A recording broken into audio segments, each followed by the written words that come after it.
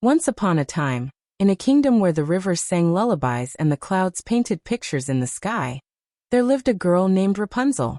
Her hair was unlike anything in the world, long, silky, and so golden that even the sun peeked over the hills early just to see it shine. Every morning, Rapunzel would lean out of her little window high up in the tower, letting her braid tumble down so far that it brushed the tops of the rose bushes. Birds loved to perch on it, thinking it was spun from sunlight. Her best friend, Clapsy, a magical talking hair clip, was always fastened at the end of her braid, giving advice, telling jokes, and sometimes complaining about being dizzy from all the swinging. Morning sunshine, Clapsy chirped. Ready for cherry-picking day? Rapunzel giggled. Always. She tied her braid like a rope and climbed down to the garden. The air smelled of roses, and the cherry tree was heavy with bright red fruit. But just as she reached for one, a shadow swept over her. Rapunzel! Came a small weak voice. It was Drado, her tiny dragon friend. Normally, his scales sparkled like a rainbow after rain, but now, they were dull gray and lifeless. Drado! What happened? Rapunzel gasped. Drado dropped a wilted flower into her palm. It was colorless, as though someone had stolen the joy right out of it. All around, the grass was losing its green, the flowers were fading, even the cherries in her basket turned pale and brittle. Far away, in a dark tower on the edge of the black forest, which Camilla stirred her cauldron. Each time she dropped a glowing golden orb inside, a ripple of gray spread across the land. She cackled.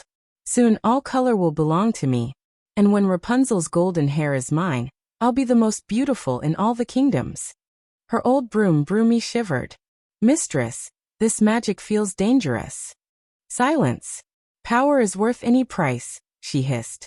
Rapunzel realized she had no time to lose. She grabbed Clapsy, scooped Drado onto her shoulder, and ran toward the dark forest. But the path was twisting and strange. Trees whispered her name, gray vines slithered like snakes, and glowing-eyed squirrels chattered warnings. Suddenly, the ground split open. Rapunzel swung her braid like a whip, catching a branch just in time to pull them across the gap. Nice save, Clapsy cheered, though his voice trembled. When they finally reached Camilla's tower, the huge door creaked open on its own.